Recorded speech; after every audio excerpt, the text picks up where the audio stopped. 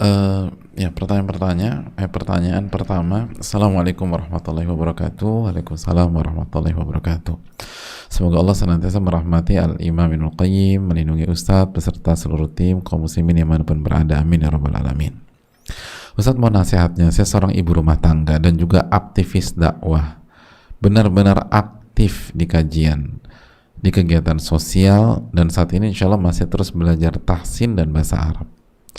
Padat sekali, Masya Allah, semoga berkah. Namun qadarullah, keluarga saya berantakan Ustadz. Suami saya ketahuan selingkuh, dan saya pun sedang diuji terfitnah dengan laki-laki lain.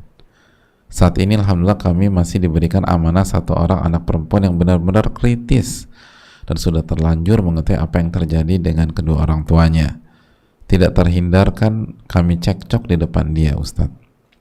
Dan saat ini saya merasa tidak semangat lagi berdakwah. Medsos yang dulunya aktif dakwah sekarang sudah jarang update. Saya merasa untuk apa banyak orang yang saya bantu, saya dakwahi, namun keluarga saya sendiri hancur berantakan. Jujur, saya sangat sedih dengan kondisi ini. Apa mungkin dulu niat saya kurang lurus, atau ilmu yang saya dapat tidak berkah sehingga tidak berdampak di kehidupan saya? Dan apa yang harus saya lakukan untuk kedepannya Ustadz? Suami bukanlah tipe yang sangat kafah dalam beragama, ditambah ada persoalan ini dia jadi semakin males saya ajak kajian. Ya, terima kasih atas pertanyaannya. Alhamdulilladzi afana mimma ibtalaha bihi wa faddalana ala katsirin mimman khalaqa tafdila.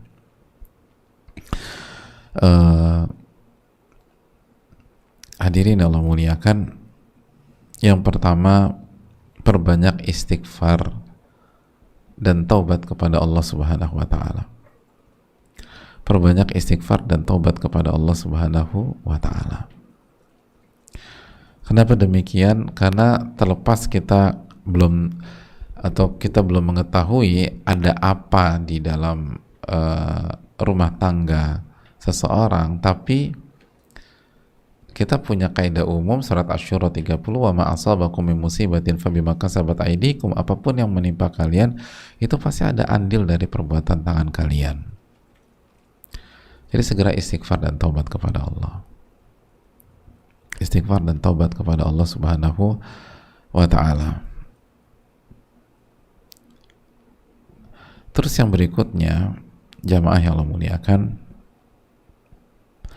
yang berikutnya, segera evaluasi, segera introspeksi. Kenapa demikian? Karena Nabi kita SAW bersabda dalam hadis Muslim, innal khaira la ya'ti illa bi khair. Sesungguhnya kebaikan tidak akan datang kecuali dengan kebaikan. Sesungguhnya kebaikan itu tidak akan hadir, tidak akan datang kecuali dengan kebaikan. Maksudnya apa sih, jamaah dan ibu sekalian? Kalau yang kita lakukan baik, maka akan menghasilkan dan melahirkan sesuatu yang baik. Gitu. Jadi kalau kita ingin tahu, jadi simpelnya gini loh. Kalau kita ingin tahu ini orang dapur di restoran ini jago masak dan masakannya bener apa enggak, terus kita bilang, saya boleh masuk dapurnya nggak? Oh maaf bu, nggak boleh, ini privacy, ini untuk kenyamanan dan ketertiban. Terus gimana kita bisa tahu kinerja orang dapur tersebut? Pesan aja makanan, lalu kita coba. Kalau ternyata rasanya enak dan spesial dan tanpa pengawet, tanpa ini, benar-benar skill, lalu penyajiannya bersih, higienis, maka walaupun kita nggak tahu apa yang terjadi di dapur tersebut, tapi kita bisa mengatakan mereka telah melakukan pekerjaan mereka dengan sangat baik. Apalagi kalau kita memang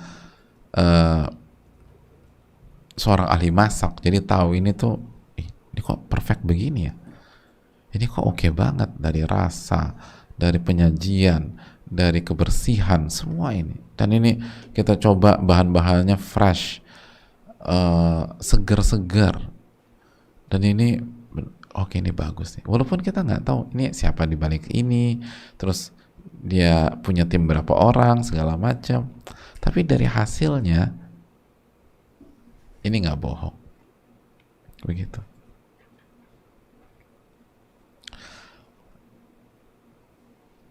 Kan demikian hadirin. Kita masukkan anak kita ke klub renang dan kita nggak ngerti renang. Cara nilai ini klub renang bagus apa enggak apa sih? Ya lihat aja setahun kemudian anak kita bisa berenang apa enggak misalnya. Dan klub renang yang bagus nggak perlu nunggu setahun. Kalau setelah 1 tahun anak kita tetap nggak bisa berenang, kecuali dua gaya, gaya batu, gitu.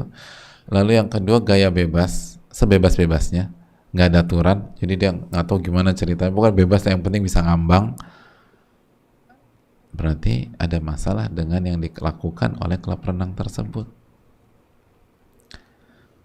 Karena kalau proses benar pasti akan melahirkan anak yang bisa berenang, gitu. Innal khaira la ya'ti illa bi khair. Sesungguhnya kebaikan itu tidak akan datang kecuali dengan kebaikan. Gitu lah. Kita masukin anak kita ke pondok gitu, kita nggak ngerti, atau aku bukan orang pendidikan nih Pak Ustadz. Pulang-pulang bacaannya bagus, semangat ibadahnya naik, rajin sholat, sama kita jadi sopan, bisa sama orang tuanya berbakti, beda banget lah. Maka kita katakan, walaupun saya nggak ngerti pendidikan dan saya nggak tahu apa yang dilakukan oleh ustadz-ustadznya atau ustadzah-ustadzanya di pondok itu, tapi saya yakin mereka telah melakukan tugas mereka dengan baik. Saya aja ibunya nggak bisa megang anak saya kayak begini gitu loh. Ini bukan ibunya, bukan bapaknya, kok bisa buat anak kayak saya begini setelah taufik dari Allah Subhanahu wa taala, pasti bagus itu. Jadi maksud saya gini loh. Kalau kita sibuk dengan ilmu, sibuk dengan dakwah, tiba-tiba hasilnya begini, berarti ada yang salah. Itu yang kita katakan hari ini, tapi kita nggak sadar. Makanya hadirin sekalian, ketika ini terjadi, segera evaluasi dan bersyukurlah kepada Allah. Ini cara Allah mengingatkan kita bahwa harus ada hal besar yang kita rubah. Mungkin saya kurang ikhlas Pak Ustadz, mungkin, dan itu peluang itu tidak kecil. Bukan berarti suudzon sama yang bertanya, enggak, termasuk yang bicara dan kita semua. Wong Al-Imam Daruqutni pernah mengatakan, talabnal ilma li ghairillah fa'aba an yakuna illa lillah. Dulu kita belajar itu bukan karena Allah. Bayangkan, ini ulama besar memberikan testimoni. Dulu awal-awal belajar kita tuh jujur aja nggak karena Allah, tapi setelah belajar, berusaha, akhirnya Allah arahkan kita ikhlas kepada Allah. Ya kalau ulama besar Al-Imam Daruqutni bisa mengatakan demikian, ya apalagi kita ibu-ibu sekalian. Maka orang yang tidak diberi taufik adalah orang yang tidak mengevaluasi dirinya. Jadi segera evaluasi, jangan dilanjutkan dan mengalir begitu saja dulu. Kasih waktu untuk break, lalu audit semuanya, evaluasi semuanya. Dan ini menunjukkan beda antara ilmu secara konten dengan ilmu nafi, ilmu yang bermanfaat. Gak semua ilmu secara konten itu menjadi ilmu nafi', tapi sebaliknya ilmu nafi' pasti didukung oleh konten yang kuat dan benar gitu. Jadi nggak semerta-merta kita jadi aktivis segala macam ilmu kita nafi', belum tentu. Gimana caranya Pak Ustadz biar ilmu kita ilmu yang bermanfaat, ilmu nafi'? ulama kita mengatakan, sebagaimana Az-Zarnuji, sebagaimana Syekh Shalih Utsaimin dan para ulama yang lain, kita harus memuliakan ilmu dan ahli ilmu. Kita harus memuliakan ilmu, bukan hanya belajar, bukan hanya share, tapi harus memuliakan ilmu tersebut. Baru Allah kasih ilmu nafi. Ini salah satu contoh menunjukkan bahwa nggak semua orang berada di dunia ilmu dia mendapatkan ilmu nafi, nggak semua. Ilmu nafi itu ilmu yang bermanfaat. Jadi wallahu ta'ala alam, sekarang jangan yang pertama kali kita lakukan, jangan fokus ke teknis, tapi segera bicara fundamental. Apa fundamental? Setiap kita taubat dan istighfar. Kita taubat, suami kita taubat. Karena kan tadi kita terfitnah juga, jadi dua-duanya taubat.